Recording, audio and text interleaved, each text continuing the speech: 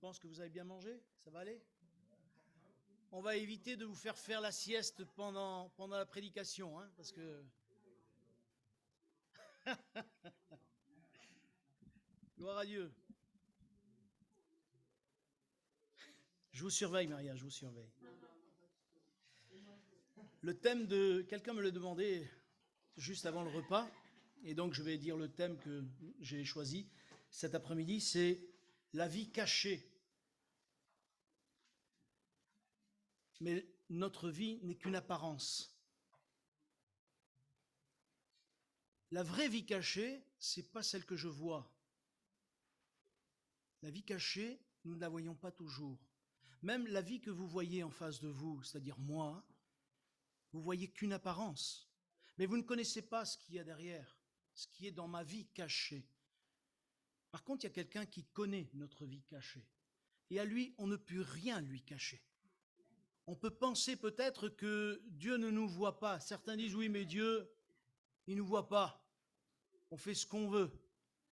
Pourtant, la Bible dit qu'un jour, on aura des comptes à rendre. Et qu'un jour, tout genou fléchira. Et toute langue confessera que Jésus-Christ est Seigneur. Et que les gens le veuillent ou qu'ils l'acceptent pas, ce sera comme ça. Vous allez me dire, non, mais c'est pas obligé, mais si. Et j'aimerais lire un texte avec vous, s'il vous plaît, qui se trouve dans le 2e livre des Rois, au chapitre 5.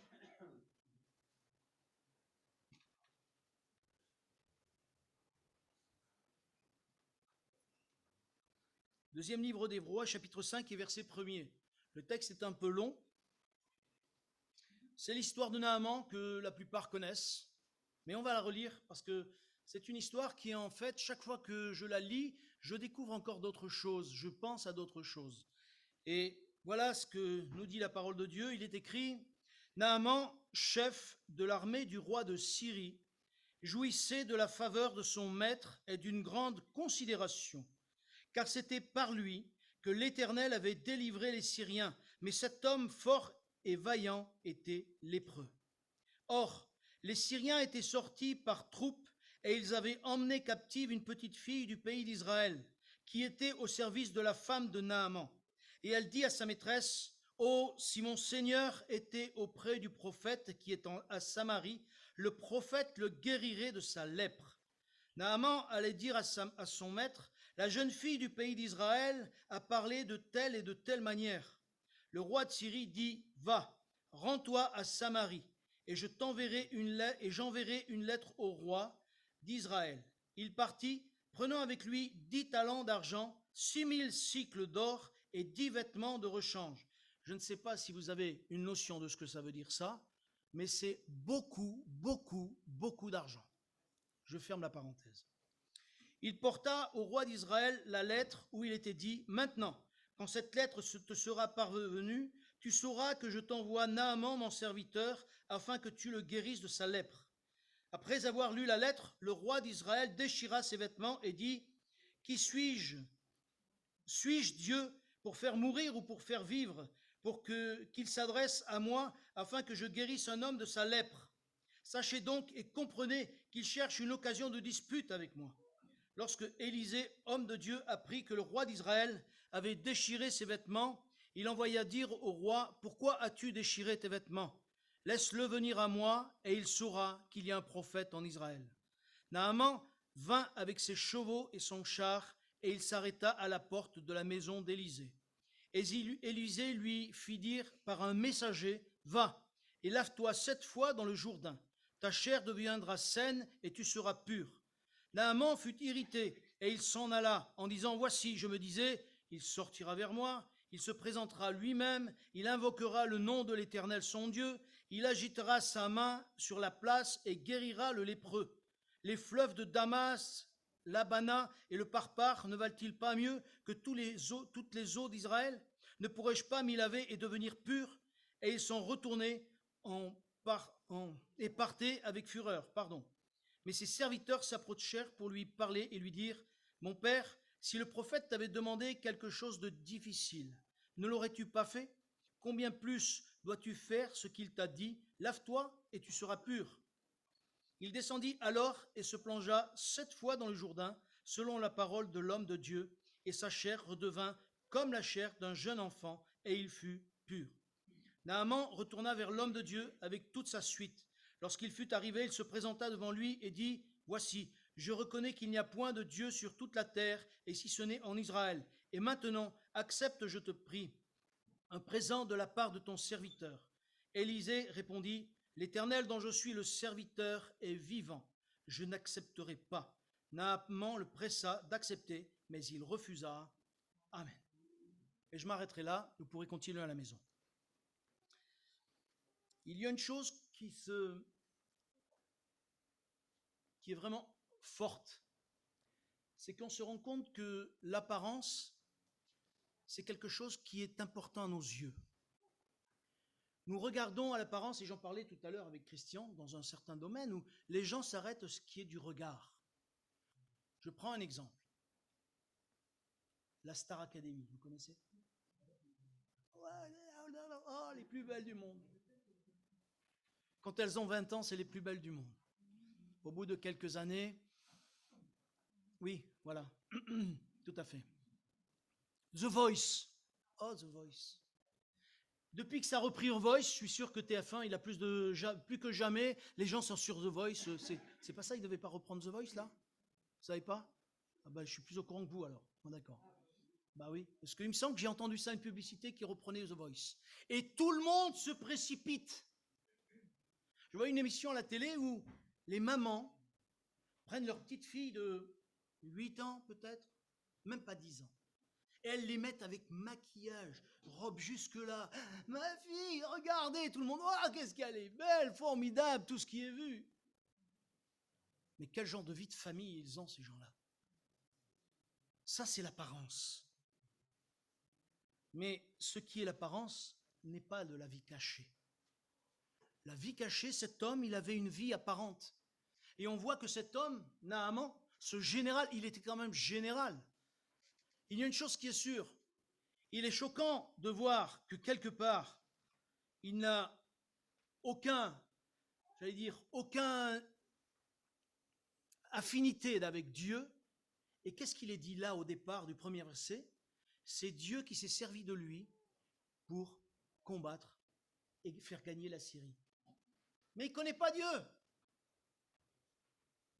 Et pourtant, Dieu se sert de lui. Alors là, j'ouvre une parenthèse. Les hommes croient qu'ils font ce qu'ils veulent avec leur apparence.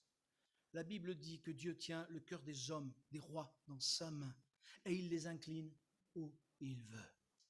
Et vous croyez que les hommes dirigent leur vie? Pas plus que ce général. Ce général n'a jamais pris conscience de ce qu'il a fait, ce qu'il a gagné. C'est parce que Dieu lui a permis de le gagner. Et non pas parce que lui, il était fort. La preuve, c'est que devant tout le monde, il était général. Mais lorsqu'il enlevait son armure, lorsqu'il rentrait chez lui, qu'est-ce qu'il voyait? Sa lèpre. Et comment, j'imagine, moi, dans sa mentalité, j'imagine dans sa famille, lorsqu'il enlevait sa tunique, j'imagine ses serviteurs même, comment devait-il prendre la tunique pour la laver? Peut-être avec des bâtons, parce que vous savez, la lèpre, ça se communique. La preuve, quand on lit le texte un peu plus loin, il y a le serviteur d'Élisée qui a voulu biaiser un petit peu, et lui, il a récupéré la lèpre, parce qu'il a pris les vêtements, avec un esprit tordu. Donc la lèpre, ça se communique. Et moi, j'imagine ce général qui se dit, mais je suis général, mais demain, qu'est-ce qui va m'arriver? Tant que les gens ne savent pas que j'ai la lèpre, ça va aller. Il a la vie cachée derrière lui. Et devant, c'est la parade. Et c'est le grand vainqueur, c'est le grand général que tout le monde respecte, que tout le monde honore. Mais ça, c'est l'apparence. C'est l'apparence. J'imagine que dans son esprit, il se dit bientôt, ma femme, qu'est-ce qui va se passer? Peut-être qu'il ne peut même pas toucher sa femme. Peut-être que sa femme lui fait de loin, avec tout l'amour qu'elle peut lui porter. Mais c'est de loin seulement. Parce que quand la maladie est là, qui va communiquer? Même lui a dit sûrement à sa femme, ne me touche pas. Ne me touche pas. Parce qu'il n'a pas envie d'entraîner sa famille dans cette maladie de la lèpre. Et vous savez ce qui se passe pour les lépreux après, au bout d'un certain moment? Est-ce que vous savez ce que c'est que la lèpre? C'est maladie de peau. Qu'est-ce qui se passe après? Tout le monde parle, on ne comprend rien du tout. Merci beaucoup. Eh ben, dégénération de la peau, elle ronge, mais elle ronge pas que la peau parce que les morceaux tombent. Les morceaux tombent. Et à l'époque, qu'est-ce qu'ils faisaient des lépreux, dites-moi? Non, il les isolait. Il les brûlait pas tout de suite, non, pas tout de suite. Tant qu'ils étaient vivants, il les brûlait pas tout de suite. Il leur laissait un peu de temps quand même. Quand ils étaient morts, oui, il les brûlait sûrement, mais vivants, non. Enfin, je crois pas. Mais il les isolait. Ils estimaient comme si c'était des bêtes. La Bible nous dit même qu'ils agitaient une clochette pour dire lépreux, lépreux. Et les gens leur jetaient des cailloux. Et lui connaissait tout ça parce qu'il était général. Il savait. Dans notre vie, on a beau avoir une vie d'apparence, la vie qui est intérieure, la vie qui est cachée, personne ne la connaît. Sauf encore une fois Dieu. Et ce général, alors que malheureusement, il y a des tas de choses dans sa vie, il ne sait pas comment régler ce problème. Il ne sait pas comment régler le problème de la lèpre. Et vous savez, si nous nous trouvons des fois dans des situations difficiles, et que ce soit nous qui avons connu le Seigneur aujourd'hui, ou qui connaissons, parce que même en connaissant le Seigneur, des fois, on a des difficultés, des situations qu'on ne peut pas comprendre, des situations qui nous sont difficiles. Comme je le disais un petit peu ce matin, il me semble, on dit bonjour, ça va? Et les gens disent, et toi? Ils disent pas, ça va, oui, ça va, merci, ou non, ça va pas. Surtout, non, ça va pas, faut pas le dire. Certains même pensent que parce qu'on est chrétien, faut pas dire non, ça va pas. C'est faux, ça. C'est faux. Parce qu'un chrétien, il a des problèmes comme les autres. On n'est pas, vous voyez, il n'y a pas d'ailes dans mon dos. Vous n'avez pas vu des ailes? Donc, je ne suis pas un ange. Donc, aucun de vous n'a des ailes non plus, je tiens à vous rassurer. Donc, nous avons tous des problèmes et des difficultés. Mais ça, personne ne le sait parce que c'est notre vie cachée. Mais vous savez, Dieu est surprenant parce que malgré ce que nous sommes, et cet homme, on peut supposer qu'à cause de ce qu'il était, dans sa vie, il y avait de l'orgueil. Vous savez, quand on est général, quand on gagne, quand même le roi, il nous prend, parce qu'il le dit lui-même, il prenait son général, il dit accompagne-moi devant mes dieux, et on s'inclinera ensemble. C'était comme un ami. Mais un jour, cette amitié allait casser, c'est sûr, parce que le roi n'allait pas laisser cette situation. Et son orgueil était là, et le rangeait peut-être à l'intérieur. Il allait perdre sa dignité, il allait perdre ce qu'il avait, il allait perdre sa famille, sa réputation. Notre vie ne durera pas. Notre orgueil ne durera pas. Je parlais tout à l'heure de The Voice, de l'autre là, je ne sais plus comment ça. Ah oui, Starac, voilà, j'avais même oublié, vous voyez.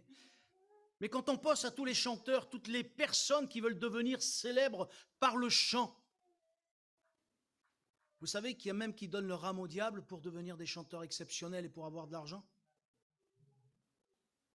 Mais que dit la Bible à ce sujet? À quoi servirait-il à un homme de gagner le monde s'il perdait son âme? Notre vie cachée, Dieu la connaît. Et cet après-midi, ami, ma sœur, mon frère, tu ne peux pas cacher ta vie devant Dieu. C'est pour ça que, alors que la parole est ouverte, alors que nous allons parler du Seigneur et d'autres choses encore, soyons vrais devant Dieu.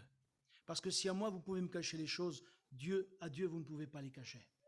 On peut passer, souvent les gens passent Dieu par-dessus l'épaule. On dira, on verra bien, lorsque je serai de l'autre côté, je m'arrangerai avec lui.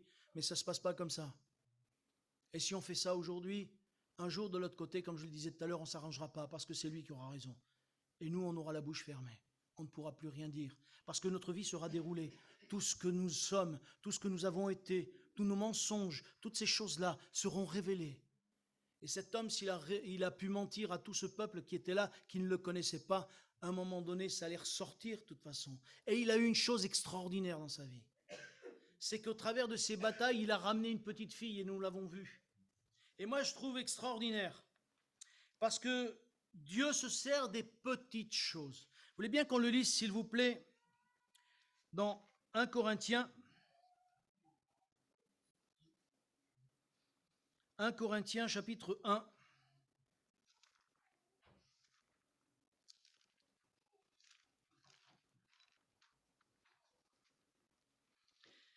Et le verset 26.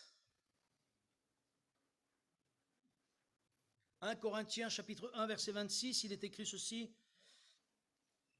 Considérez, frères, que parmi vous qui avez été appelés, il n'y a ni beaucoup de sages selon la chair, ni beaucoup de puissants, ni beaucoup de nobles, mais Dieu a choisi les choses folles du monde pour confondre les sages. Dieu a choisi les choses faibles du monde pour confondre les fortes. Et Dieu a choisi les choses viles du monde et celles qu'on méprise, celles qui ne sont point, pour réduire à néant celles qui sont, afin que personne ne se glorifie devant Dieu. Amen. Pourquoi ce texte? Parce que Dieu va avoir un moyen inattendu de toucher cet homme. Le moyen inattendu que Dieu va utiliser, c'est une petite fille. Une petite fille qui, à ses yeux, n'a aucune valeur. C'est une esclave.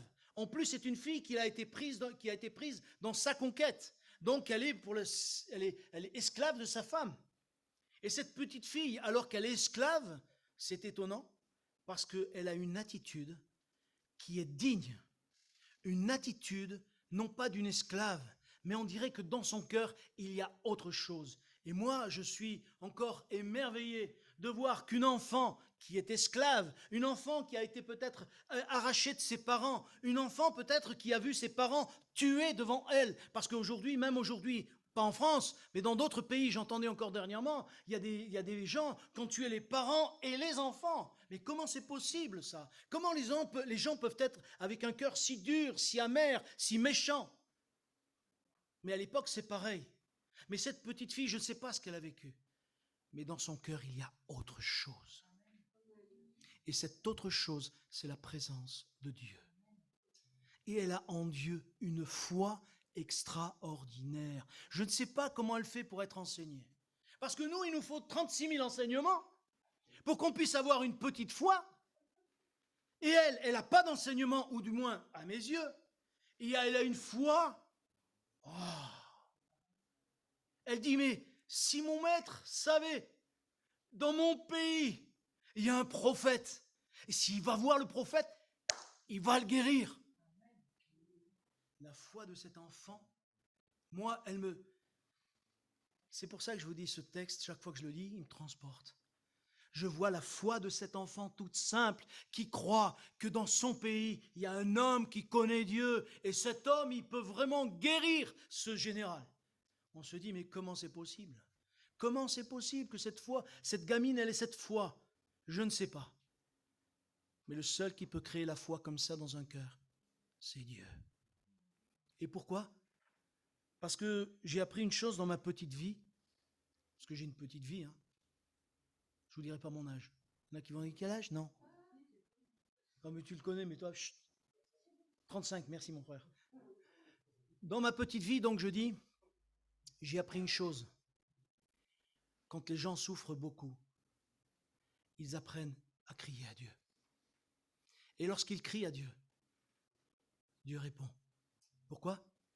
Parce que la Bible dit, quand un malheureux crie, l'Éternel entend et il le délivre de toutes ses détresses. Qu'est-ce que ça veut dire, ça?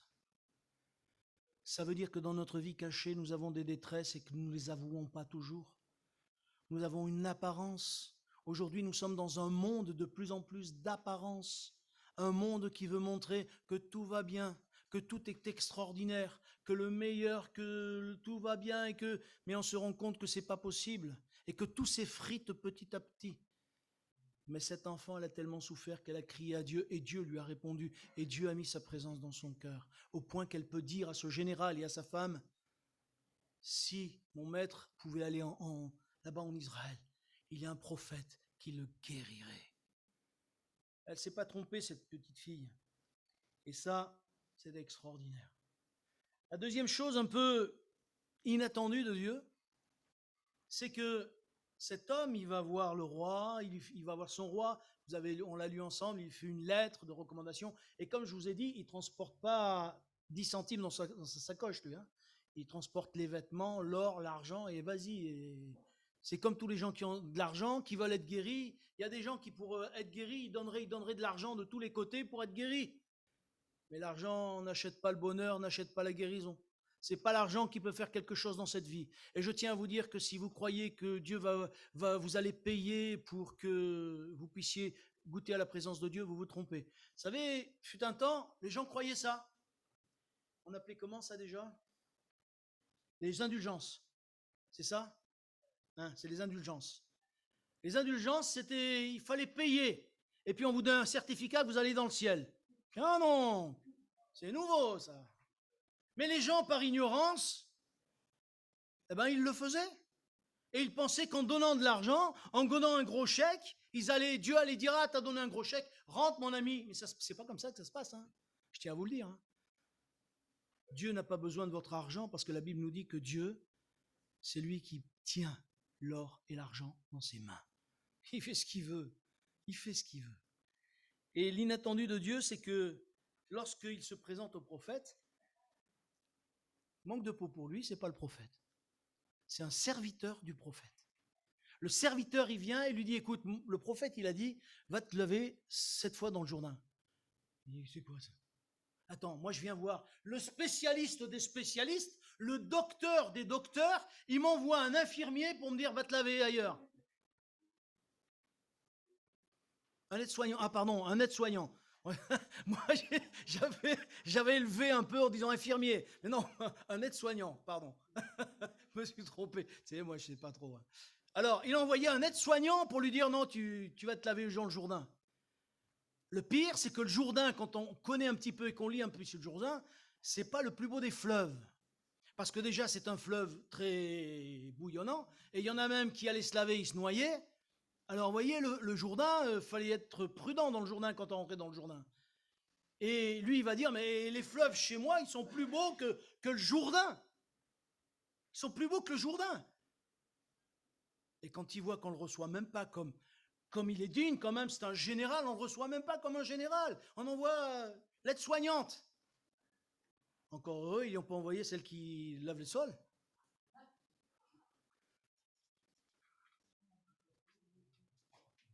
Et il dit, mais c'est pas possible, ils se moquent de moi, les gars. Ils se moquent de moi. Ils se moquent de moi parce que moi, je viens avec de l'argent et tout, et le gars, il me dit, il va te laver, et terminé. Et il se met en colère. Heureusement, il a des serviteurs qui sont intelligents quand même. Il dit, si tu aurais demandé quelque chose de compliqué, tu l'aurais fait? Ah ben oui, mais il ne te demande pas grand-chose, va te laver. Dans le Jourdain, 7 fois, tu te plonges. Si c'est vrai, tu ressors la peau d'un bébé. Il a dû quand même avoir une nuit assez agitée, vous savez. Vous savez, quand il y a quelque chose qui nous travaille là, ça travaille, il a dit, bon allez, j'essaye, si ça ne veut pas, je suis général, je lui fais la peau, puis terminé. Mais il va dans le Jourdain, il se trempe, et quand il revient, non seulement la peau est partie, la peau souillée, elle redevient comme une peau neuve, mais son âme a changé. Son esprit a changé. Sa mentalité a changé. Non seulement Dieu l'a lavé de l'extérieur, mais il l'a lavé de l'intérieur.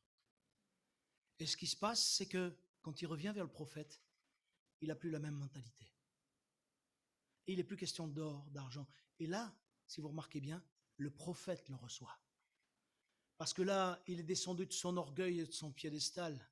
Et là, il est prêt à écouter. Et là, il fait ce qu'il faut, il veut donner, le prophète dit non. Vous savez pourquoi? Parce que Dieu ne s'achète pas. Dieu, ce qu'il donne, c'est gratuit. Dieu, ce qu'il donne, c'est gratuit. Ça a coûté cher à Dieu. Revenons à nos vies. Je crois que nous devons réaliser que nos vies, elles sont souvent comme ce général. Je le disais un petit peu tout à l'heure, nous avons une vie cachée. Vous allez me dire, mais moi, j'ai pas de lèpre. Non, cette lèpre-là ne se voit pas. Elle est à l'intérieur. C'est ce que la Bible appelle le péché. Et cette lèpre-là, elle nous fait avoir des réactions qui sont complètement folles. Je parlais de tout à l'heure de gens qui tuaient des enfants, de gens qui tuaient des adultes, des familles, qui détruisaient tout. C'est à cause du péché qui est en nous. C'est à cause du péché qui est en nous, cette lèpre que nous ne voyons pas, cette lèpre qui n'est pas apparente aux yeux des autres. La preuve, c'est que lorsqu'on pense à certains, alors je ne voudrais pas rentrer dans la polémique, mais certains hommes qui étaient pédophiles et qui en fait, au vu de tout le monde, ils avaient une apparence digne, une apparence bien, quoi. Je ne veux pas rentrer, oui, je voulais pas rentrer dans ce domaine-là, mais spirituel, me dit le frère, c'est vrai. Une apparence spirituelle, mais c'était que de l'apparence. Mais en fait, à l'intérieur, il y avait la lèpre. Et on se rend compte que notre lèpre à nous, mais vous allez me dire, mais moi, je ne suis pas comme ça. Oui, c'est vrai. Tu ne mens jamais. Tu n'as jamais de mauvaises pensées. Au volant, tout se passe bien au volant de la voiture, tu sais. Je vous ai déjà raconté cette histoire, hein. Oui, à Givors, ça fait pas longtemps que je l'ai raconté. Hein. Vous croyez que je la raconte à ceux qui ne connaissent pas l'histoire? Je peux la raconter, allez, je la raconte. C'est un jour, il y a un monsieur qui s'arrête à un feu, un peu brusquement, parce que le feu, il vient de passer au rouge. Donc il s'arrête brusquement, il y a une dame qui s'arrête derrière, fortement. Elle commence à l'insulter, elle commence à, comment dire, avec ses mains faire des gestes et pas des gestes, et c'est pas des gestes d'approbation, c'est sûr. Et puis ça se passe très mal, et puis elle n'arrête pas d'insulter, de s'énerver. Au bout d'un moment, il y a un policier qui frappe à la fenêtre. Il dit, madame, sortez de la voiture. Elle dit, je m'excuse, je me suis emporté. Le policier, il lui met les bracelets, il l'emmène en prison. Il l'emmène en prison, et puis elle passe 1 heure en prison. Puis le gars, il la fait sortir, et il dit, monsieur le policier, je m'en excuse. Elle dit, non, madame, c'est nous qui nous excusons. On vous a arrêté parce qu'on pensait que vous aviez volé la voiture. Elle dit, et pourquoi? Elle dit, parce qu'avec tous les gestes que vous faisiez dans la voiture, les mots que vous avez sortis, et derrière le pare-brise, vous aviez marqué, Jésus vous aime, venez dans mon église, il va vous donner la paix, la joie et l'espérance. Or, la police pensait qu'elle avait volé la voiture. Ça fait un choc, hein? Ah, ça fait un choc, hein? Seigneur, ta grâce. Alors, oui, laissez les petits poissons, mettez Jésus vous aime, mais ayez les comportements qu'il se doit, d'accord? Sinon, ne mettez pas de petits poissons et ne me dites pas Jésus vous aime derrière, quoi. Parce que si vous le maudissez dans votre voiture, je ne sais pas comment ça va se passer. Hein. Voyez l'apparence? Jésus est venu parce qu'il savait de quelle nature nous étions. Jésus est venu parce qu'il savait que nous étions pécheurs. Jésus est venu parce qu'il savait que lorsque nous paraîtrions devant le Père, nous allions être condamnés pour l'éternité. Et c'est pour ça que Jésus est venu, parce que son désir, ce n'était pas de mourir à la croix, mais il savait que c'était une obligation. S'il voulait que nous puissions être sauvés, c'était le seul moyen que Dieu a donné pour que nous puissions être sauvés. C'est le seul moyen que Dieu a donné pour que réellement nous puissions passer de la mort à la vie. C'est le seul moyen que Dieu a donné pour que réellement nous puissions goûter à la paix de Dieu. Et que cette lèpre ne vienne pas nous empoisonner tout au long de notre vie. Bien sûr, je le disais ce matin à des jeunes avec lesquels nous avons prié, les ados. Certains me disaient, mais je veux donner mon cœur à Jésus, mais des fois, je n'ai pas les comportements qu'il faut. Quelle bonne attitude. Je n'ai pas les comportements qu'il faut. J'ai dit, mais c'est vrai. Mais il y a une chose qui est sûre. C'est que si on n'est pas parfait, Jésus nous aime. Et Jésus nous aime tels que nous sommes, avec nos défauts. Jésus nous aime avec nos manquements. Jésus nous aime avec notre colère. Mais il nous aime quand même. Et son désir, c'est que nous puissions dire, Jésus, aide-moi à marcher avec toi. Aide-moi à vivre pour toi. Aide-moi, Seigneur, je t'accepte comme mon sauveur. Viens me sauver, viens me délivrer, viens faire de moi une nouvelle créature. Et Jésus va le faire. Parce qu'il est mort pour ça. Il est mort pour que nous soyons pardonnés de nos péchés. Il est mort pour que réellement nous puissions être vraiment des enfants de Dieu. Voulez-vous être un enfant de Dieu? Voulez-vous être quelqu'un que Dieu va prendre par la main? Voulez-vous être quelqu'un que Dieu va conduire jusque tous les jours de sa vie, jusque dans l'éternité? Ça, c'est le plan de Dieu. Ça, c'est ce que Dieu a prévu dans son cœur, dans son esprit. Des choses toutes simples. Lorsqu'on parle de la croix, bien souvent, bien les gens disent c'est une folie, c'est une aberration. Mais non, c'est pas parce qu'un homme est mort à la croix qu'on va être sauvé. Regardez ce que dit la Bible. 1 Corinthiens, s'il vous plaît. Et ce sera un dernier texte que nous allons lire. Et j'aime beaucoup ce texte. 1 Corinthiens au chapitre 1er, toujours. Et au verset 18. Il est écrit ceci, car la prédication de la croix est une folie pour ceux qui périssent. Les gens qui pensent que la croix c'est une folie, que c'est une aberration, ces gens-là vont en enfer. Ces gens-là sont perdus pour l'éternité. Ces gens-là, Dieu ne les fera pas rentrer dans son ciel parce qu'ils auront refusé d'accepter ce que Jésus a donné de plus précieux, c'est-à-dire son Fils, Jésus-Christ. Et Jésus a été donné pour que nous puissions connaître Dieu le Père, que nous puissions connaître Dieu le Fils, et que notre vie soit changée et transformée. Cette petite fille a eu une foi toute simple. Et j'aimerais cet après-midi que vous puissiez avoir cette même foi, cette même, cette même acceptation des choses de Dieu. La croix paraît être une folie, mais c'est le salut, le moyen de Dieu pour sauver tous les hommes. Et vous savez, quels que soient les hommes, je pourrais vous raconter l'histoire de certains hommes que j'ai connus, où certains, un surtout, que je ne sais plus ce qui est devenu, mais il aimait le Seigneur, c'est sûr. C'était un bandit notoire, connu dans le milieu lyonnais. Hein? Et cet homme, un jour, a accepté Jésus-Christ. Et quand il a accepté Jésus-Christ, sa vie a changé. Et quand je l'ai vu la dernière fois, il me disait, qu'est-ce que je suis heureux d'appartenir à Jésus. Ne plus avoir de lourds fardeaux, ne plus avoir de peine dans mon cœur. Je suis libre. Je suis libre. Parce que Jésus nous libère. Libère du péché. Libère de la peur. Il nous libère de la peur. Peut-être que certains chrétiens vivent dans la peur. Mais j'aimerais te dire, ma sœur, mon frère, si tu es dans la peur, et la foi de cette petite fille qui a dit oui, là, dans mon pays, un prophète. Mais tu n'as pas besoin d'aller dans un autre pays. Ici, il y a plus qu'un prophète. Il y a Jésus-Christ. Parce que Jésus a dit que là où 2 ou 3 sont assemblés en son nom, il est au milieu de nous. Là où 2 ou 3 sont assemblés en son nom, il veut bénir, il veut agir, il veut guérir. Il veut libérer. Le Seigneur veut cet après-midi sauver quelqu'un. Le Seigneur veut agir dans le cœur de quelqu'un, peut-être même dans le corps, parce que si tu as cette foi, cette petite foi, eh bien, le Seigneur peut te guérir. Et ça, je le crois. Bien souvent, c'est nous qui sommes arrêtés. La petite fille, elle a eu de la foi pour elle, mais la foi, elle l'a communiquée, elle a su la communiquer. Et cet après-midi, j'aimerais vous communiquer cette foi pour vous dire, crois au Seigneur Jésus. Crois au Seigneur Jésus. Parce que comme dit la parole, celui qui croit en lui ne sera point confus. Amen. Tu es notre Père et je veux te bénir et te remercier parce que tu es celui qui nous a délivrés de la mort, celui qui a fait de nous de nouvelles créatures.